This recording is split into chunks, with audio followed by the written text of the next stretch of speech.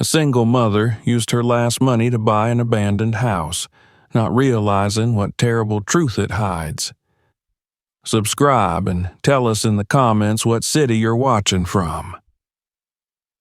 The flickering fluorescent lights of the hospital hallway hummed overhead as Jasmine Brooks wiped down the stainless steel counter for the third time that night. The rag in her hand moved mechanically, the motion so practiced it no longer required thought. Her eyes, however, remained heavy and unfocused, her body aching from exhaustion. She hadn't slept properly in weeks, maybe months, if she was honest with herself. Each shift blended into the next, endless nights in the hospital, followed by grueling days at the convenience store. There was no end in sight. Her phone vibrated quietly in the pocket of her scrubs, but she ignored it. She already knew what it would say. Another notice, another bill, another threat of disconnection or eviction. There was nothing new under this sky. By the time she clocked out, the early morning sun was threatening the horizon. She drove the 15 minutes back to the cramped apartment she barely afforded, her fingers gripping the steering wheel tightly, her knuckles white. The streets of the southern town were still empty at this hour, except for the occasional jogger or newspaper delivery van. She glanced in the rearview mirror, catching her own reflection. The woman staring back at her looked older than 35. Dark circles under her eyes, worry lines etched deep across her forehead, lips pressed into a permanent grimace. As she parked in front of the peeling gray building she called home, she lingered behind the wheel for a few minutes, her head resting against the steering wheel. She knew that inside, behind the cracked door and chipped paint, her children were waiting. That thought gave her just enough strength to climb the stairs. Malcolm, her 14-year-old son, was already awake, sitting on the battered sofa with a heavy blanket wrapped around his thin frame. He was scrolling quietly through something on his phone when she entered, but his eyes lifted immediately, his face breaking into a smile so familiar, so much like hers. "Morning, Ma." Jasmine forced a smile in return, masking her exhaustion and fear. "Hey, baby. How are you feeling?" He shrugged, but the deep hollows beneath his eyes betrayed him. His skin was pale, the dark tone dulled by the sickness that had shaped their lives for the past 5 years. Sickle cell anemia, the doctors had said, a hereditary disease. A curse, Jasmine sometimes thought in the darkness when no one was looking. "Same as usual," Malcolm replied quietly, tired. Jasmine crossed the small living room and crouched in front of him, placing a kiss on his forehead. "Your medicine?" she asked. Malcolm nodded toward the nearly empty bottle on the chipped coffee table. Last dose was last night. Jasmine swallowed hard, her throat dry. She didn't need to check her bank account to know that there wouldn't be enough for a refill. Layla, her 9-year-old daughter, shuffled out of the bedroom, her small feet padding across the cold linoleum. She rubbed her eyes sleepily and mumbled a greeting, curling up beside her brother without a word. Jasmine's heart clenched at the sight of them, her world, her reason for breathing. The weight pressing down on her shoulders seemed heavier than usual that morning. After a quick breakfast of stale cereal and lukewarm milk, she kissed both children and left again, heading to her second job at the convenience store. The day was a blur of ringing registers, sticky floors, and polite smiles that didn't reach her eyes. When her shift ended, she checked her phone in the back room and found the message she had been dreading, an official notice from the landlord. She had 30 days to vacate. The building had been sold. That night, after her children were asleep, Jasmine sat at the small kitchen table, staring at the mountain of unpaid bills and letters spread before her like a battlefield. Her hands trembled as she reached for her phone, mindlessly scrolling through housing listings she knew she couldn't afford.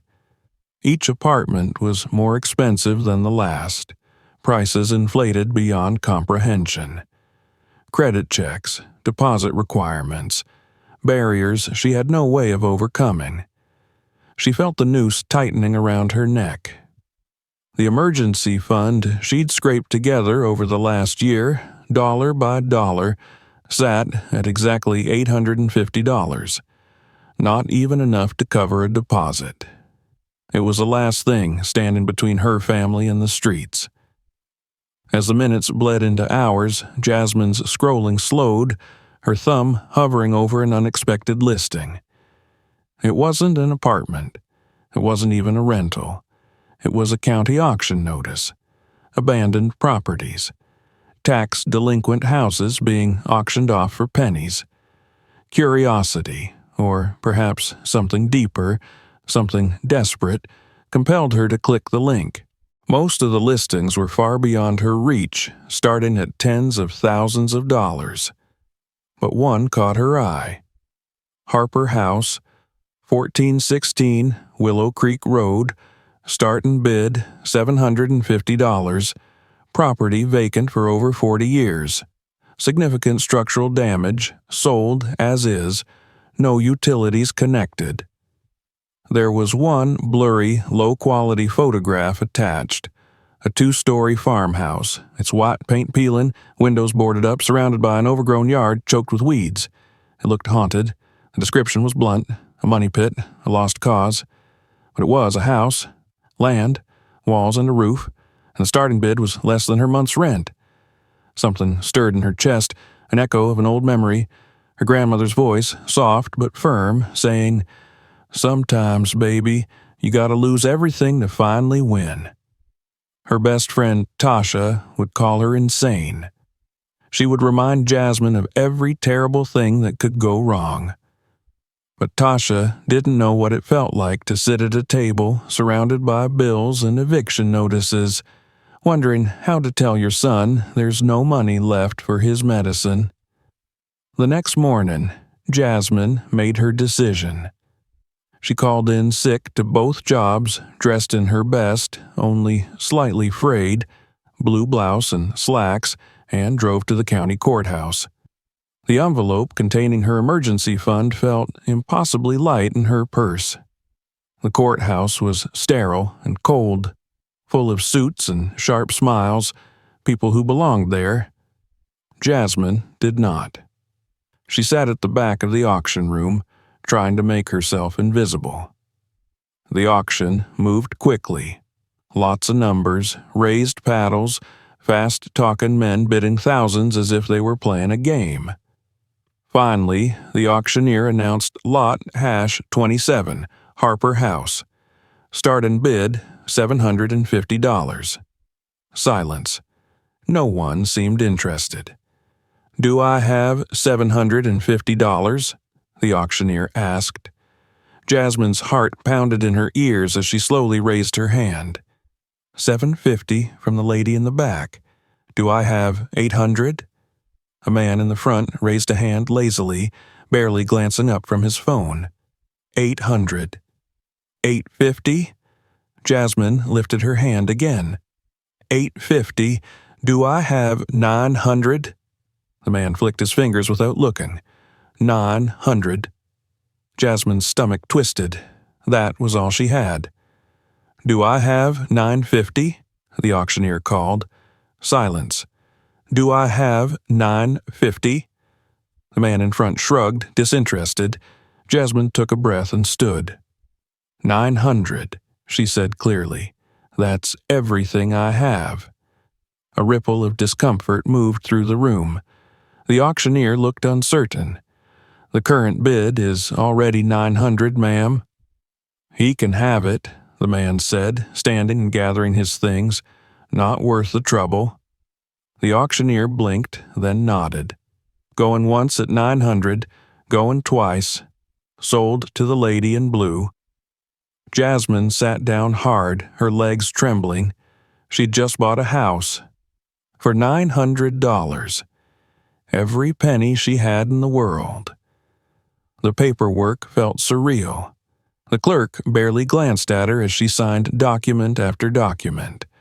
When she handed over the envelope of crumpled bills, her fingers trembled. "The Harper place, huh?" the clerk remarked, looking over her glasses. Jasmine nodded. The clerk's expression shifted, something like pity. "That house has got a history." Jasmine didn't ask. She wasn't sure she wanted to know. Later, as she sat in her car with the deed in her hand and the single rusted key in her lap, she let herself cry. Not because she was scared, though she was. Not because she was broke, though she was. She cried because for the first time in a long time, she had something of her own. The house was broken, forgotten, ruined, but it was hers. And maybe, just maybe, it would be enough. When she picked up Malcolm and Layla from school that afternoon, she smiled. "Guess what?" she said, her voice shaking slightly. "We've got a home." They didn't understand. Not yet, but they would. The sun was beginning to set as they drove toward the edge of the town, the road winding into the overgrown countryside. Ahead of them, half hidden by trees and shadows, the house waited. Jasmine gripped the steering wheel tighter and whispered to herself, "Please, let this be the right choice." The driveway was nearly invisible beneath the weeds, but she found it. As they rounded the bend, the Harper house came into view. Its sagging porch, its cracked windows, its peeling paint.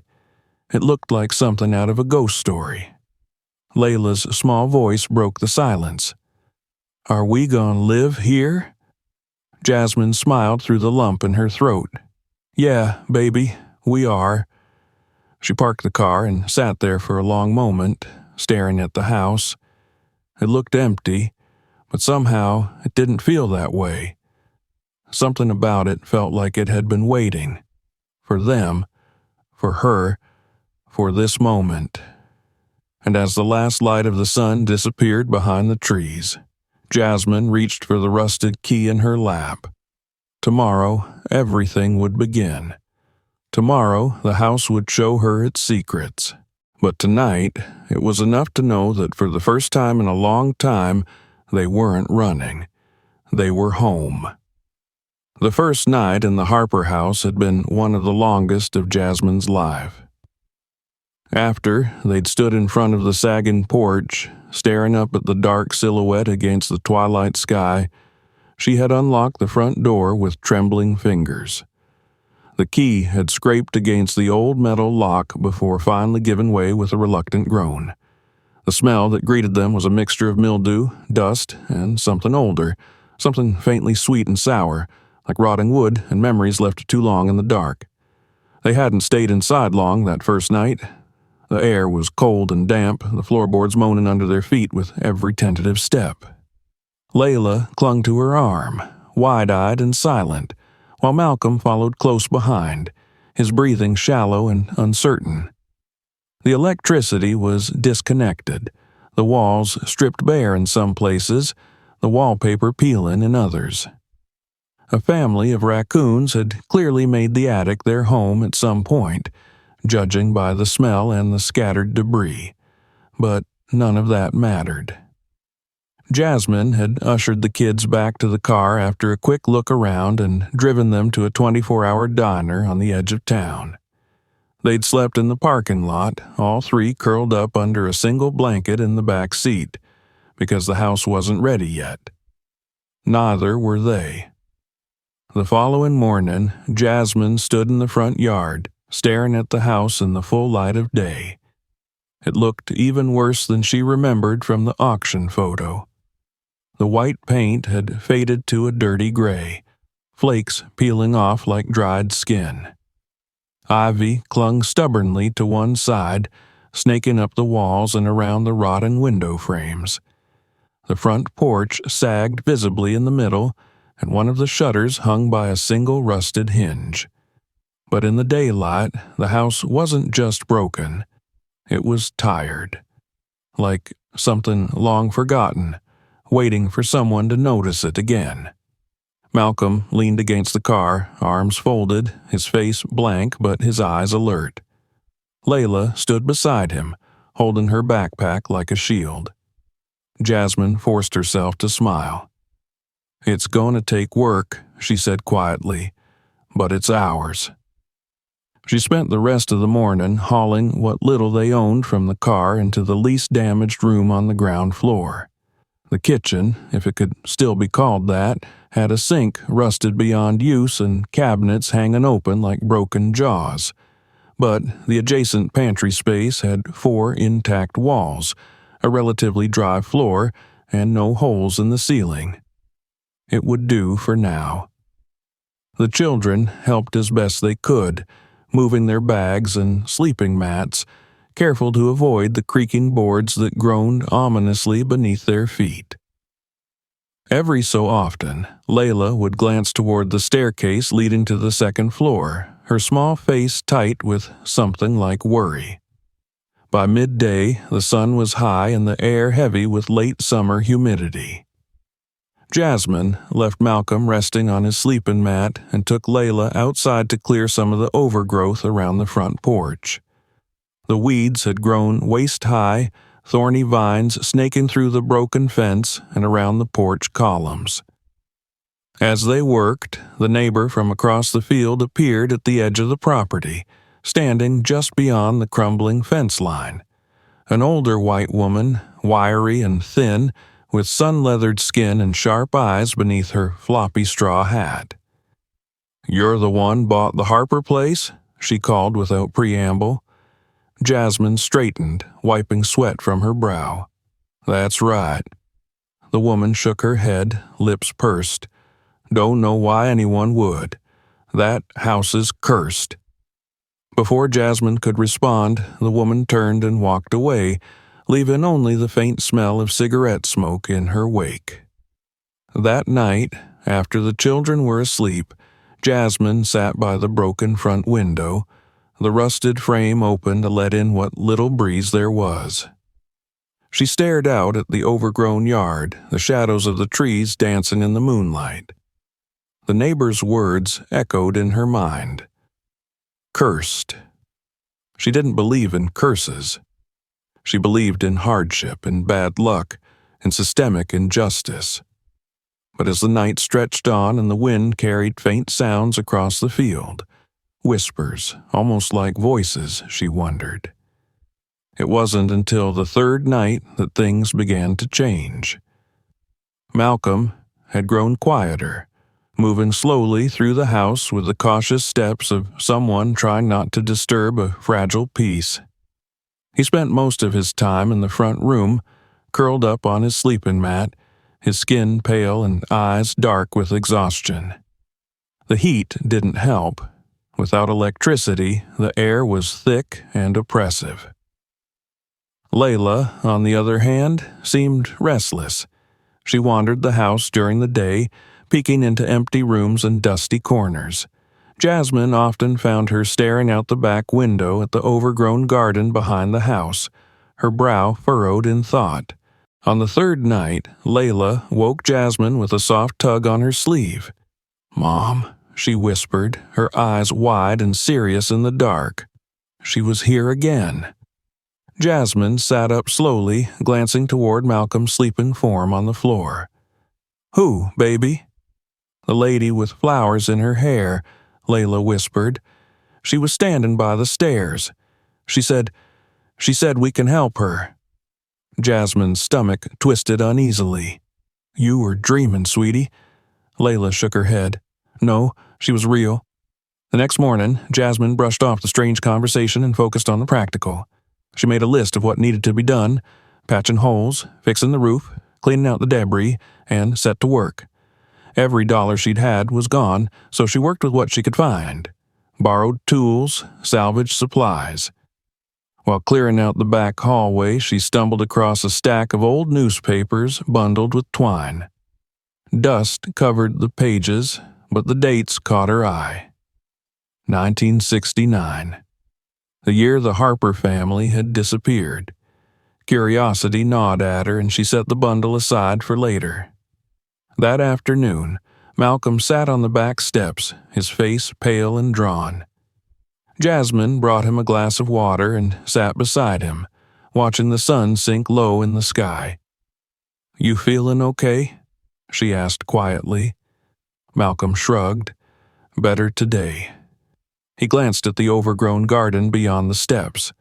"Layla keeps saying there's something out there." Jasmine followed his gaze.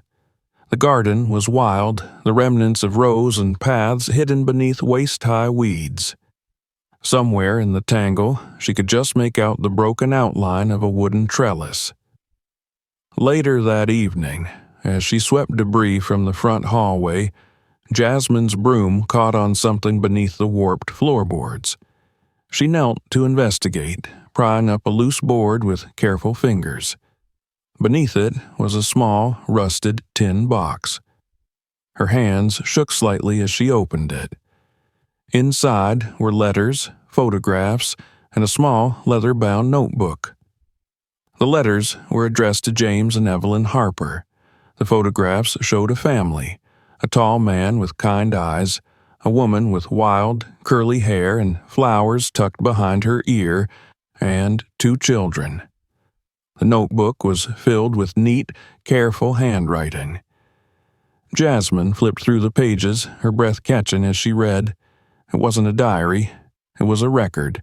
Notes on plants, mixtures, experiments, observations on symptoms and possible treatments. One phrase repeated again and again. "For our son." That night, after the children were asleep, Jasmine sat at the kitchen table with the notebook open before her, the bundle of newspapers beside it. She flipped through the yellowed pages of the papers, reading the headlines. "Family missing. Local black landowners disappear without a trace. Police search abandoned. No leads in Harper family case." The articles were short, dismissive, no foul play suspected, no bodies found. The family simply gone. Jasmine looked back at the notebook, at the careful records of plants and formulas. Something was here. Something the Harpers had worked for, something they had protected. And now, it seemed, it was hers. A sound from the hallway made her look up sharply. A faint creak, the soft rustle of footsteps. She rose quietly, moving toward the noise. Layla stood at the bottom of the stairs, her eyes wide and solemn. "She said we have to finish it," Layla whispered. Jasmine's heart raced. "Who, baby?" Layla's gaze shifted past her toward the shadowed staircase. The lady with flowers. The house settled around them, old wood groaning in the night. And Jasmine, for the first time, wasn't sure they were alone. The morning after Layla's whispered words, Jasmine woke earlier than usual, her sleep restless and fractured. The memory of her daughter standing in the hallway, eyes wide and filled with something between fear and certainty, lingered like smoke at the edges of her thoughts. She hadn't wanted to frighten Layla the night before, but her daughter's calm insistence that the lady with flowers had spoken to her unsettled Jasmine in a way she couldn't quite explain. Dreams were just dreams, she had told herself. Children had active imaginations, especially after such an upheaval in their lives. And yet, deep inside, she felt the stirrings of something she couldn't name. Something she had been trying to ignore since the day she walked into that auction and bought the Harper house. The day was already warm, the air thick with humidity that clung to her skin like a second layer. Outside, cicadas hummed their endless summer chorus, the sound vibrating beneath the silence of the old house. She moved quietly through the kitchen, careful not to wake the children. Her eyes caught on the bundle of newspapers and the small notebook she had left on the table the night before, and, without thinking, she sat down and opened it again. The handwriting inside was elegant and precise, a mixture of scientific observation and something softer, almost lyrical. Notes on plants, on symptoms, on remedies crafted not just with knowledge, but with love and desperation. Jasmine traced her fingers over one entry dated May 1969. Our boy is weaker this week. The fever won't break. Evelyn says she dreams of him running in the fields, free and strong. I promised her we would find a way. For our son, I will not stop. The words hit her harder than she expected. She saw Malcolm's face in her mind, pale and thin, the way he sat quietly on the back steps each evening, pretending he wasn't in pain. She saw herself in those lines, the same relentless hope wrapped in exhaustion and fear. Later that morning, Jasmine took the children into town. She needed supplies, and she needed to see if anyone could tell her more about the house's history, though she wasn't sure what she was hoping to find. They stopped at a small grocery store first, one of the few still operating in the rural town. The cashier, a middle-aged white man with a drooping mustache, barely looked at her as he scanned their items, but she felt his eyes linger on Malcolm and Layla as they walked away. Outside, as she loaded the bags into the trunk of the car, she heard a voice behind her. "You're the woman who bought the Harper place." Jasmine turned to see an older white man leaning against the side of a pickup truck, arms crossed over his chest. His face was weathered, eyes sharp beneath the brim of his baseball cap. "That's right," she said carefully. He shook his head slowly. "Wouldn't recommend staying out there. Bad things happened in that house." Before she could respond, he climbed into his truck and drove away. On the way home, Malcolm spoke quietly from the back seat. "Everyone here looks at us like we don't belong." Jasmine's hands tightened on the steering wheel. "That's because they don't want us to belong, but we're here anyway." When they returned to the house, the afternoon heat had settled heavy over the land. Jasmine sent the children inside and walked around the property, following the rough path that led behind the house. The overgrowth was thick, but through it she could make out the outlines of an old garden, long since claimed by weeds and vines. It was hard to picture it now, but she could imagine how it might have looked once. Rows of carefully tended plants, herbs and flowers bursting with color and purpose. A place built with love.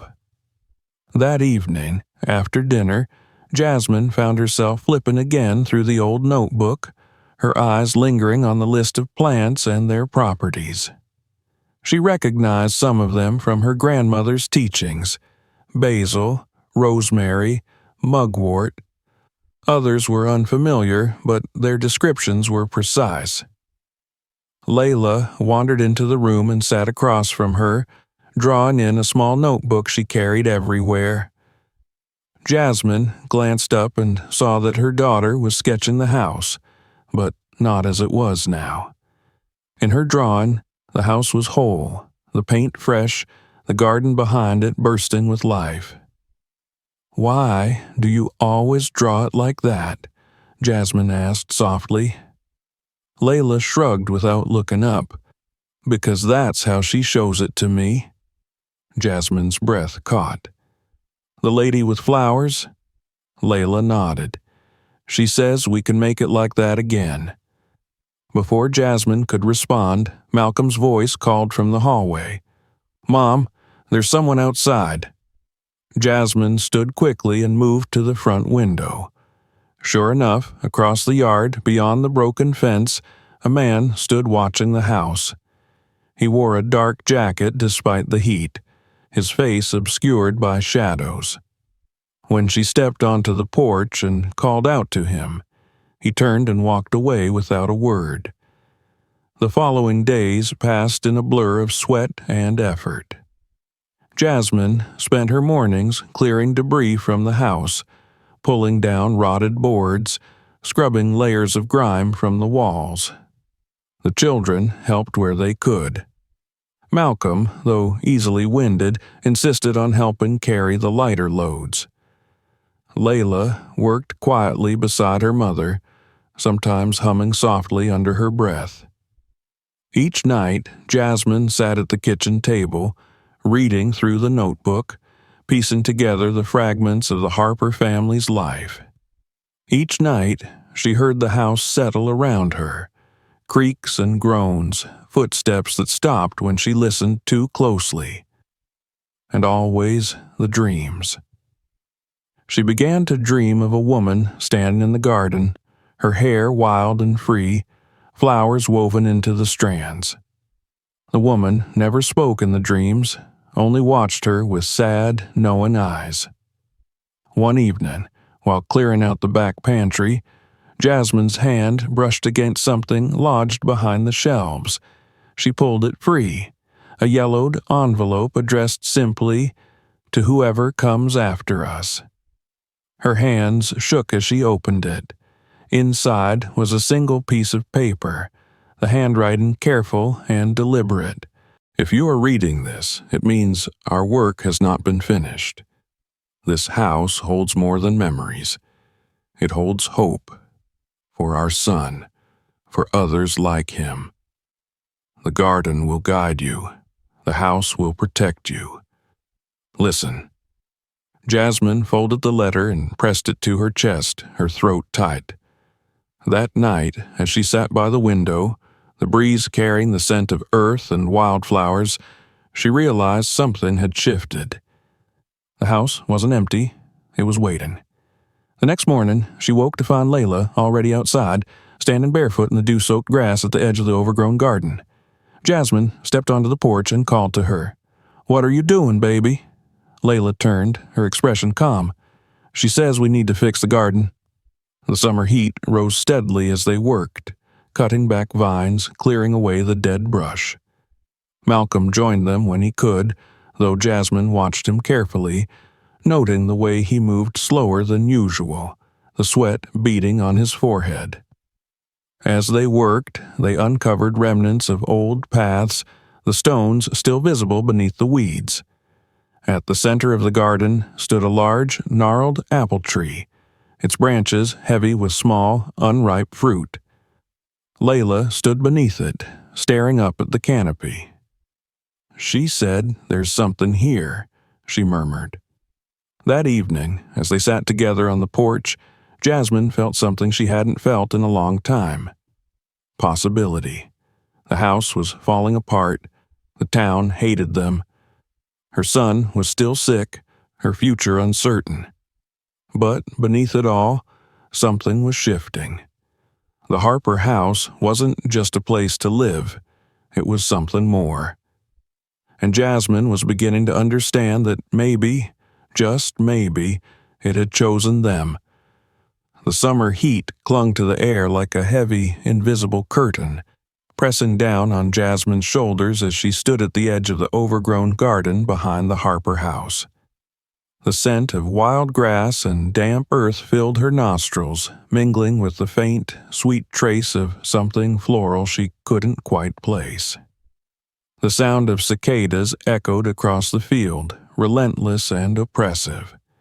It had been nearly 3 weeks since she and the children had moved into the crumbling old house, and though every day brought fresh exhaustion, Jasmine felt something shifting beneath the surface, like the house itself had begun to breathe again, stretching its weary bones after decades of silence.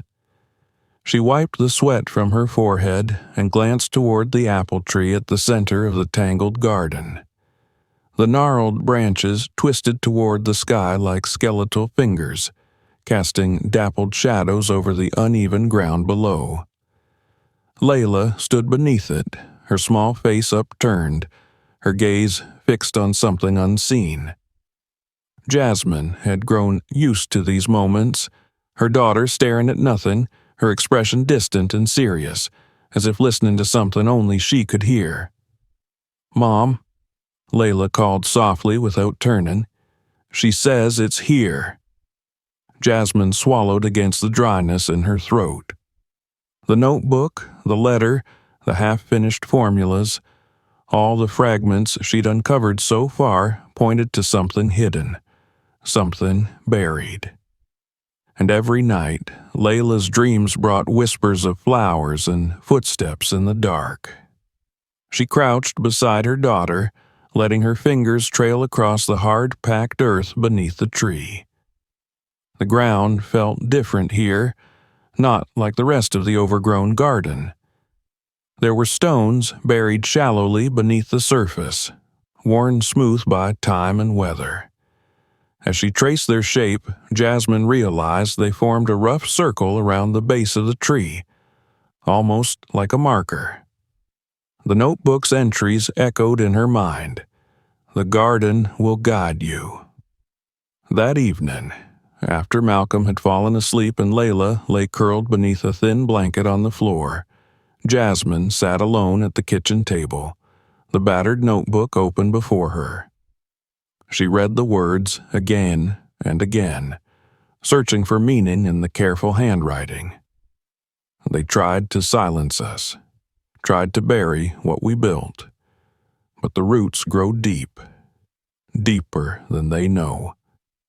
Her hands trembled slightly as she closed the notebook. She didn't want to believe in ghosts or curses or the weight of history pressing down on her family's shoulders. But she couldn't deny the sense that the house, the Harpers, were trying to tell her something. The next morning, before the sun had fully risen, she stepped into the backyard with a small shovel in hand. She worked quietly, clearing away the weeds and overgrowth around the base of the apple tree while the children slept inside. The soil was dry and stubborn, clinging to the blade of the shovel as she dug, inch by inch, her muscles aching. It wasn't until the third hour that her shovel struck something solid. She dropped to her knees, brushing away the dirt with trembling fingers. Beneath the earth lay a small, rusted tin box, the metal corroded with age but still intact. She lifted it carefully from its resting place and wiped the dirt from its surface. Inside, folded and pressed tight, were several brittle sheets of paper and another envelope. Her breath caught in her throat as she unfolded the letter. "To whoever finds this. If you are reading these words, it means you've listened. It means you've seen what they tried to hide. Our son is gone. They took everything from us because we dared to dream of something better. But the truth remains. The formula is here, buried where no one would think to look. Our garden was always more than soil and seeds. It was hope. Finish what we started. Make sure they can't bury us again. E. Harper." Jasmine's hands shook as she unfolded the papers beneath the letter. Scrawled in neat and precise handwriting were pages of notes, chemical compounds, plant extracts, dosages, and instructions. She didn't understand half of it, but the intent was clear. This wasn't just a garden. It was a pharmacy, a cure. The memory of Malcolm's pale face, the nights spent watching him struggle to breathe, pressed against her like a weight. She spent the rest of the morning carefully cleaning the papers and transcribing the legible portions into a new notebook. Some sections were damaged, the ink blurred or torn, but enough remained to paint a clear picture. By the time the children woke, Jasmine felt something she hadn't allowed herself to feel in months. Hope. They spent the day outside together, working side by side in the sweltering heat to clear more of the garden. Malcolm's energy waned quickly, his thin frame damp with sweat, but he insisted on helping. Jasmine kept a careful eye on him, her heart clenching every time he paused to catch his breath. Layla moved quietly, her small hands tugging at weeds and vines, her eyes often drifting toward the tree at the center of the garden. "She says you're getting close," Layla murmured once, her voice soft and certain. That night, Jasmine sat with the children on the back steps, staring out at the moonlit garden. The scent of wildflowers drifted on the breeze, mingling with the earthy smell of freshly turned soil. "Tell me again," Malcolm said quietly, his voice thin. "Why'd you buy this house?" Jasmine hesitated, her gaze fixed on the shadowed outline of the apple tree. "Because I was desperate," she admitted. "Because I didn't know what else to do."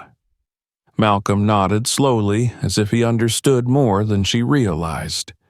"But it's more than a house now," he said. Jasmine glanced at him sharply, but he didn't look at her. His eyes were fixed on the garden. The following day brought new challenges. While Jasmine worked to clean out the front hallway, she heard a knock at the door, a sharp, impatient sound that echoed through the empty rooms.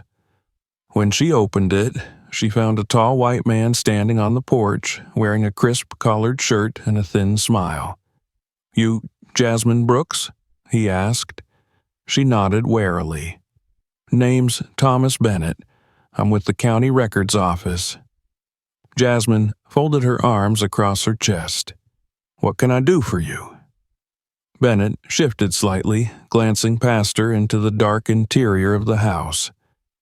"There's been some confusion about the auction," he said smoothly. "Seems there was an error in the paperwork. This property might not have been eligible for sale." Jasmine felt the chill of dread creep up her spine. "That's not what they told me when I signed the papers," she said evenly. Bennett's smile thinned. "I'm sure it'll all get sorted. But in the meantime, you should be aware there might be a legal challenge. Wouldn't want you to get too comfortable." He handed her a folded letter and turned without waiting for a response, walking briskly back to the shiny black car parked at the end of the drive. Jasmine closed the door with a heavy thud, the letter clutched in her hand. That evening, she sat on the front porch, the letter unopened beside her. She knew what it would say: legal jargon, threats of eviction, veiled warnings. She had seen it all before, from landlords, banks, courts that had always found a way to push her down. Inside, the children were quiet. Layla drew at the kitchen table, her pencil moving in slow, careful lines. Malcolm lay on the sofa, a damp cloth pressed to his forehead. The garden stretched out before her in the fading light, wild and tangled but alive. The house settled around her, old wood groaning softly. They would try to take this from her. She knew that now, but this time she wasn't alone. That night, Jasmine woke to the sound of footsteps in the hallway. She rose quietly, moving toward the door without turning on the light. In the dim glow of the moon, filtering through the broken window, she saw her daughter standing at the end of the hall, her eyes wide and distant. "She says we're almost there," Layla whispered. Jasmine crouched and pulled her close, her heart pounding. "Almost where, baby?" Layla didn't answer.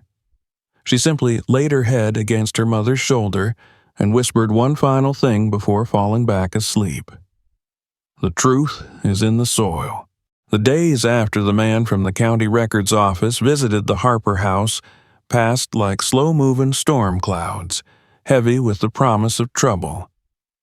Jasmine kept the letter he'd handed her folded neatly on the kitchen table, unopened and untouched. It felt like a threat without teeth, something she could ignore if she pretended hard enough, but deep down she knew better. Trouble had a way of finding her, always. She spent her mornings working in the garden with Layla, clearing weeds and trimming back the wild undergrowth. Together, they uncovered more of the old pathways, the worn stones peeking through the dirt like bones beneath the skin. Malcolm joined them when he could, his thin frame moving carefully through the overgrowth, but his energy faded quickly. The heat and humidity clung to him like a second skin, each breath heavier than the last. Jasmine kept a watchful eye on him, noticing how his cough had worsened, how he grew pale and shaky by midday. She tried not to let her fear show, but it clung to her like the sweat on her brow, impossible to shake. The nights were worse. The house seemed to settle heavier around them after dark, the old wood groaning with the weight of years. Jasmine lay awake, listening to every creak and sigh, her eyes fixed on the sliver of moonlight filtering through the cracked window. Sometimes she heard footsteps in the hallway, soft and deliberate. Sometimes she heard whispers, and always she felt like they were being watched. It wasn't just the house. Around town, people stared longer than they should, their glances lingering and sharp. At the grocery store, the cashier's polite smile didn't reach his eyes. On the street, neighbors crossed to the other side without saying a word. One afternoon, as Jasmine stood in line at the pharmacy, her heart sank when she saw the price of Malcolm's medicine. She did the math in her head, knowing there wasn't enough left in her bank account to cover it. When the cashier called her forward, she opened her mouth to ask for a partial prescription, but before she could speak, a voice behind her interrupted. "You're the woman who bought the Harper place, aren't you?" Jasmine turned to see a middle-aged white woman, her hair pulled back in a tight bun, her expression polite but distant. "Yes," Jasmine replied cautiously. The woman's smile didn't quite reach her eyes. "I heard about you. Folks say you should be careful living out there." Jasmine nodded stiffly, not trusting herself to respond. When she finally left the pharmacy, she found a folded piece of paper tucked beneath her windshield wiper. In neat block letters it read, "You don't belong here." She crumpled the note in her fist and drove home without a word, her jaw clenched so tightly it hurt. That evening, she sat at the kitchen table with the old notebook open before her, her fingers tracing the faded ink on the pages. The formulas and notes blurred together as her thoughts spiraled. The letter from the county records office, the folded thread on her windshield, the stairs in town, they were all part of the same thing. They wanted her gone. Layla sat quietly across from her, drawing in her notebook. When Jasmine glanced up, she saw that her daughter was sketching the garden again, but this time the picture was different. At the base of the apple tree, Layla had drawn a small wooden box buried beneath the soil, with roots twisting around it like protective fingers. "She says it's almost ready," Layla murmured without looking up. Jasmine didn't ask who she meant. She already knew. The next day, while clearing debris from the old tool shed at the back of the property, Jasmine found something that made her stomach drop. The lock on the shed door had been broken, the hasp twisted and bent. Inside, the tools were scattered, and the papers she'd stored there, old letters, copies of the Harper's notes, were torn and crumpled, some of them missing entirely. She stood in the doorway, her pulse pounding in her ears. Someone had been here. She checked the house carefully that night, locking every door and window, setting makeshift alarms with pots and pans balanced precariously on doorknobs. Malcolm watched her quietly, saying nothing, but she could see the tension in his shoulders. Layla barely spoke at all, her gaze distant and troubled. The following week, the letter from the county records office arrived again, this time with a formal seal and a deadline. They were contesting her purchase of the property, citing procedural errors and improper notification. She had 30 days to vacate or face legal action. Jasmine read the letter 3 times, her hands shaking. They wanted her gone. They were trying to erase her, just like they had erased the Harpers. That night, she sat on the porch long after the children had gone to bed, staring out at the moonlit garden. The air felt thick and heavy, the scent of wildflowers and damp earth hanging in the breeze. She heard footsteps behind her and turned to see Malcolm standing in the doorway, his face pale and drawn. "Can't sleep," he said quietly. Jasmine nodded and patted the step beside her. He sat down, his shoulders slumped, his breathing shallow. "They're trying to make us leave," he said after a long silence. Jasmine swallowed hard. "I know." Malcolm's gaze remained fixed on the garden. "But this place, it's not just a house, it's something else." Jasmine glanced at him sharply, but he didn't look away. "She told me," he said softly. Jasmine's throat tightened. "Who?" "The lady with flowers." Jasmine exhaled slowly and wrapped an arm around his shoulders, holding him close. The next morning, she went into town to speak with someone she had been avoiding, an elderly black woman named Mrs. Carter who ran the local library.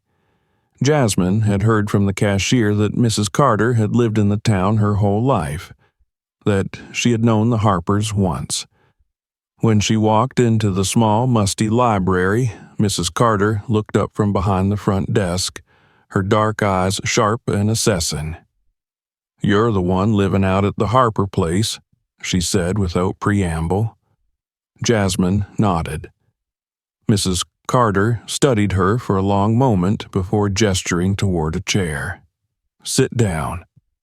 Over the next hour, Jasmine told her everything: the letters, the notebook, the garden, the threats. When she finished, Mrs. Carter sat in silence for a long moment, her expression unreadable. "They tried to erase the Harpers," she said finally. "They'll try to do the same to you." She reached beneath the desk and pulled out an old file folder, sliding it across the table. "People forget, but I don't. I kept these." Inside were old newspaper clippings, photographs, and handwritten notes. Jasmine recognized the Harpers' faces immediately: the tall, dignified man, the woman with flowers in her hair, two young children smiling shyly at the camera. "They were good people," Mrs. Carter said quietly. "They wanted to help. That's why they were a threat." Jasmine swallowed hard, her hands trembling as she flipped through the pages. "They won't stop," Mrs. Carter continued. "But you have something they didn't." "What's that?" Jasmine asked softly. Mrs. Carter met her gaze, her expression fierce. "You know the ending to their story, and you can change it." That night, Jasmine returned home to find Malcolm slumped against the wall near the front door, his face pale and sweaty. His breathing was shallow, his lips tinged with blue. Her heart lurched in her chest as she rushed to his side, helping him to the sofa. Layla stood nearby, her eyes wide and frightened. "He said he was fine," she whispered, "but he's not." Jasmine grabbed the emergency inhaler from the kitchen and pressed it into Malcolm's hands, but it barely helped. His breathing remained labored, his eyes dull and glassy. She stayed by his side all night, holding his hand and whispering reassurances he couldn't hear. When the sun finally rose, Malcolm's breathing had eased, but he remained weak and listless. Jasmine sat on the porch, her head in her hands, the weight of everything pressing down on her like a crushing tide. They wanted her gone. They wanted the house. They wanted her son's life.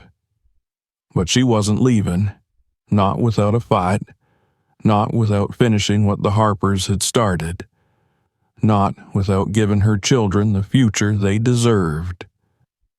As she sat there, the first light of morning spilling across the overgrown garden, she heard it again, the faint, soft whisper of a woman's voice on the breeze. Almost there.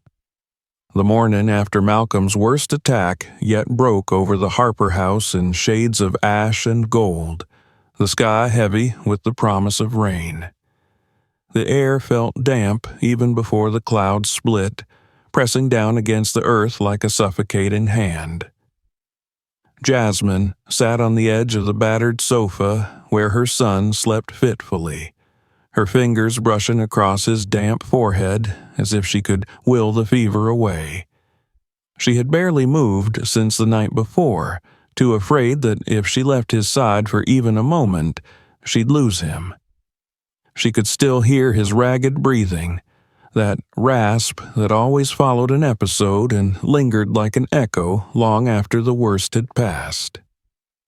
Layla sat quietly at the kitchen table, drawing in her notebook as she always did. Her pencil scratched against the paper in rhythmic strokes, the sound a small comfort in the silence that had settled over them like a shroud. The unopened letter from the county records office still sat on the table where Jasmine had left it, its edges curling from the moisture in the air. She hadn't touched it again. She didn't need to read what she already knew. They were coming for her, for this house, for the secrets buried beneath its broken floorboards. She could almost feel them tightening the noose, waiting for her to slip. By mid-morning, the rain began to fall in earnest, soft at first, then harder, slamming against the sagging roof and rusted gutters. Jasmine forced herself away from Malcolm's side, moving stiffly toward the back door. She stepped out onto the porch, letting the rain wash over her face, her skin cool beneath the heavy drops. The garden stretched out before her, wild and tangled but alive, defiant. It had taken weeks of sweat and bruised hands, but she had begun to see it, what it once was, what it could be again. Paths revealed beneath the undergrowth, beds of herbs reclaiming their place from the weeds, the apple tree at the heart of it all standing sentinel in the rain.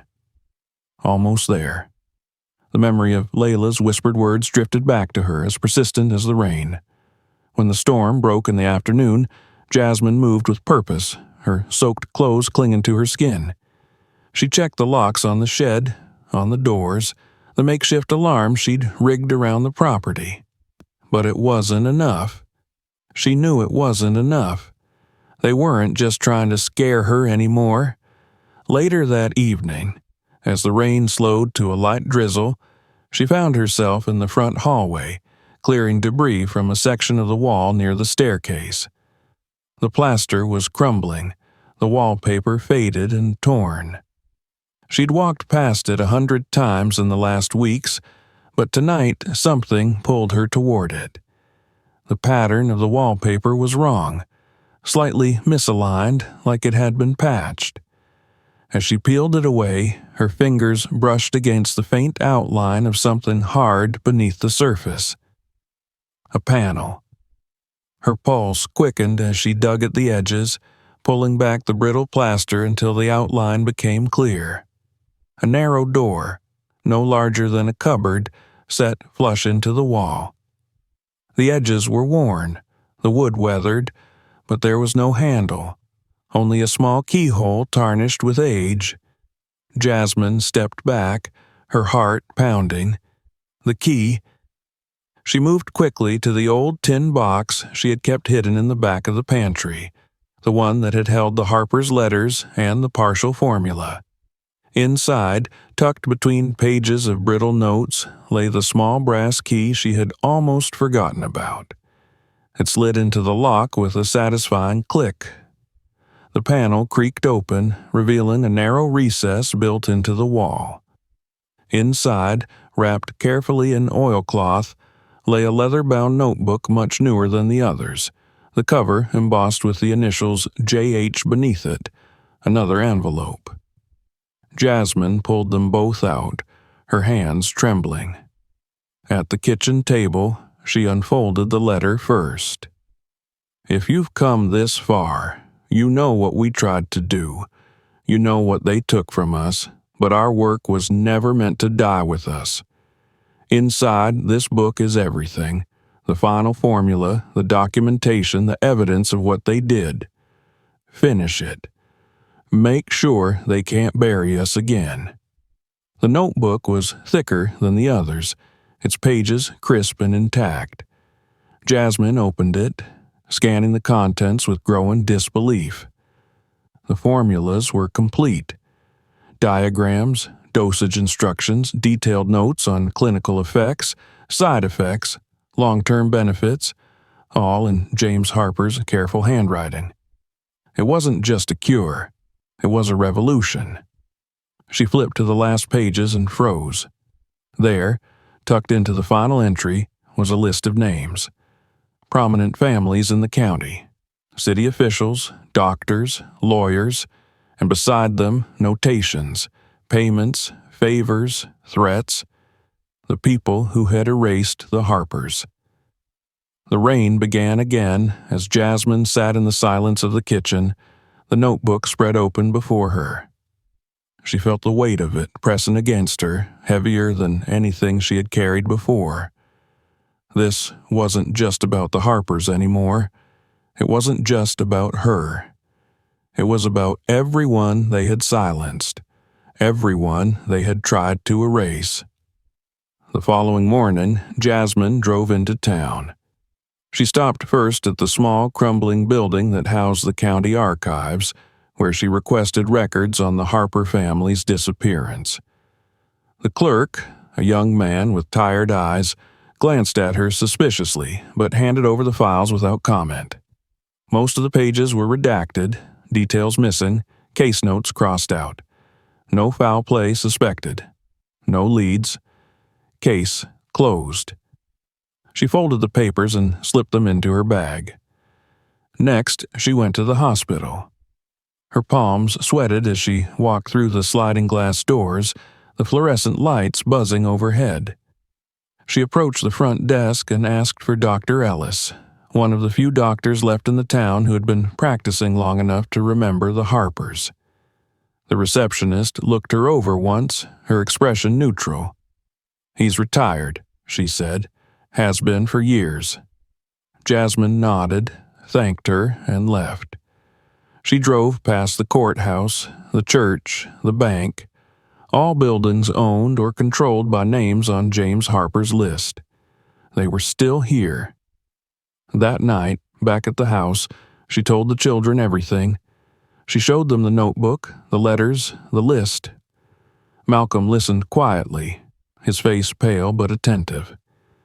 Layla sat beside him, her small hands folded in her lap. "They want us to leave because of this," Jasmine said softly, "because of what's in here." Malcolm met her gaze steadily. "So, what are we going to do?" Jasmine took a deep breath. "We're going to finish it." The next few days passed in a blur of work and fear. Jasmine spent her mornings researching, cross-referencing the Harper's notes with modern medical journals and online databases. She reached out to an old professor from nursing school, someone she trusted, someone who owed her a favor. She didn't tell them everything, not yet, just enough to get answers. She spent her afternoons in the garden with Layla, clearing more of the tangled undergrowth, uncovering the old paths and plant beds. The herbs James Harper had written about were still there, wild, overgrown, but alive. She began harvesting them carefully, following the instructions in the notebook. And every night, she watched the shadows beyond the windows, waiting for the knock that hadn't come yet. It came 2 weeks later. Just after midnight, a sharp, deliberate knock at the front door jolted her awake. She rose quietly, checking that the children were still asleep, and moved to the door. When she opened it, she found a man in a dark suit standing on the porch, his face unfamiliar but his posture unmistakable. "You're Jasmine Brooks," he said. It wasn't a question. "I represent certain interests concerned about this property," he continued. "We understand there's been some confusion regarding ownership." Jasmine said nothing, her hand tightening on the edge of the door. "My employers are prepared to make you an offer," the man said, "a generous one, more than the house is worth." He handed her a business card. "We recommend you take it." Without waiting for a reply, he turned and walked away, disappearing into the darkness. Jasmine closed the door quietly and leaned against it, her heart pounding. The card felt heavier than it should in her hand. She flipped it over, a simple message printed on the back. "This is your last chance." The business card sat on the kitchen table like a loaded gun. Jasmine had stared at it for hours after the man in the suit walked away into the night, her eyes tracing the simple black letters over and over, as if some hidden meaning might reveal itself in the paper's texture or the shape of the font. It was nothing more than a name and a phone number.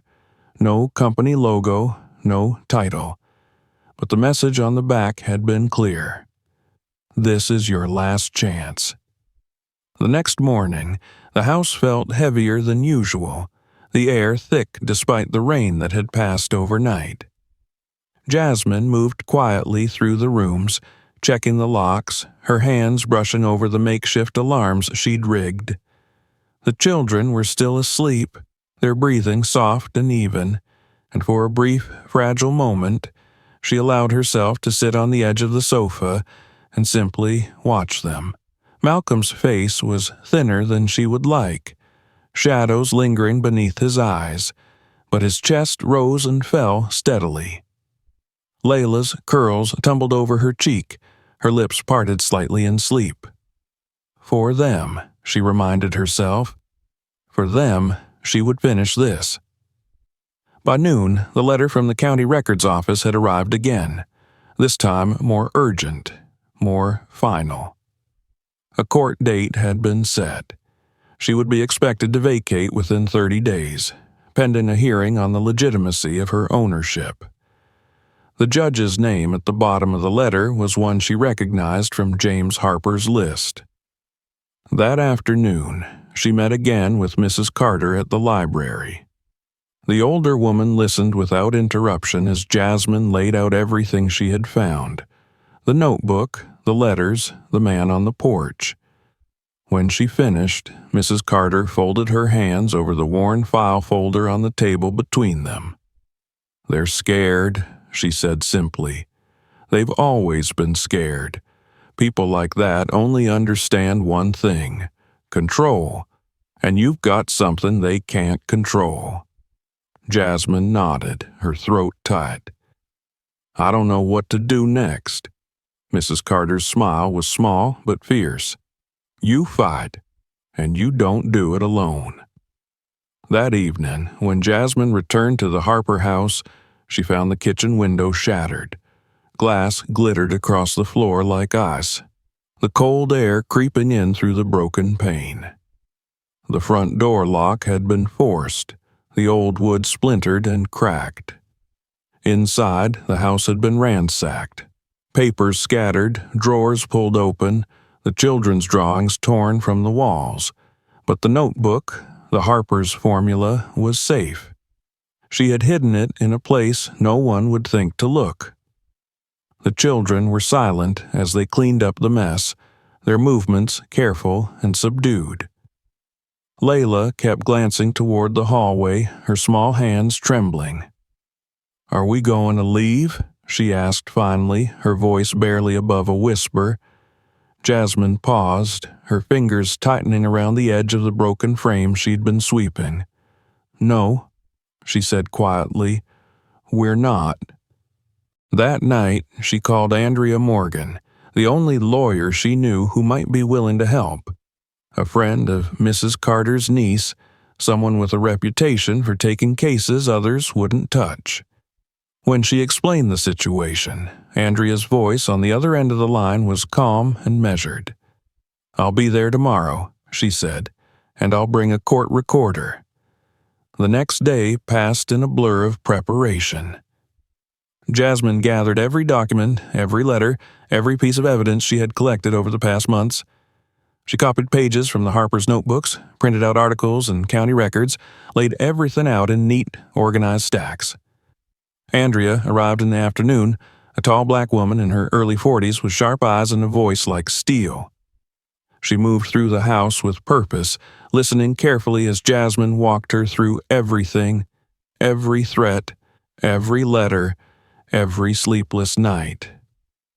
When she finished, Andrea leaned back in her chair and folded her arms.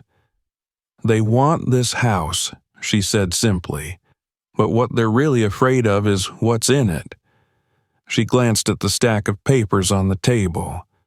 "We're going to give them something to be afraid of."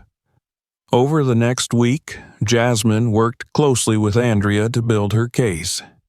They filed injunctions, requested public records, traced old property documents and police reports. Every night, they pored over the Harper's notebooks, connecting names and dates, mapping out the web of influence that had tried to erase the family from existence. Malcolm grew stronger, his energy returning bit by bit. Layla continued to draw, her pictures growing brighter, more hopeful. The house, too, seemed to change around them, less heavy, less haunted, but the threats didn't stop. One evening, Jasmine returned home to find the garden gate broken, the plants trampled. A dead animal had been left on the porch steps, a crude message scrawled in red paint across the front door. "Leave." She scrubbed it off in silence, her hands steady. Andrea filed a police report, but the response was familiar. Formal, dismissive, uninterested. Jasmine didn't expect anything else. The day of the court hearing arrived gray and cold, the sky heavy with low-hanging clouds. Jasmine sat in the small, sterile courtroom beside Andrea, her hands folded tightly in her lap. Across the aisle, she recognized several faces: local officials, business owners, the same people whose names had appeared in James Harper's list. The hearing moved quickly. The judge, a man with sharp features and a cold, clipped voice, making little effort to hide his disdain. The county's attorney argued that the auction had been improperly conducted, that Jasmine had no legal claim to the property. Andrea spoke clearly and firmly, laying out the chain of events, presenting the paperwork, pointing out the irregularities in the county's claims. But it wasn't until she submitted the Harper's notebooks into evidence that the atmosphere in the courtroom shifted. The county's attorney objected immediately, but Andrea pressed forward. "These documents," she said, her voice steady, "detail a pattern of targeted harassment and illegal seizure of property by individuals currently holding positions of authority in this county." She named names. The judge's expression tightened. The hearing was adjourned without a ruling, pending further investigation. That night, back at the house, Jasmine sat on the porch with Andrea, the cool night air brushing against her skin. "They're not going to stop," Jasmine said quietly. "No," Andrea agreed, "but now they can't hide." The next morning, a reporter showed up at the front gate. Catherine Wren, a national investigative journalist, sharp-eyed and relentless. She had heard about the case through Andrea's contacts, and she wanted to know everything. Jasmine hesitated at first, but when Catherine promised to tell the whole story, not just the fight over the house, but the Harper's story, the truth they had tried to bury, she agreed. Over the next several days, Catherine interviewed Jasmine, Mrs. Carter, Andrea, and others who had been willing to speak. She documented the threats, the vandalism, the court records. She photographed the house, the garden, the faces of the children who had made it their home.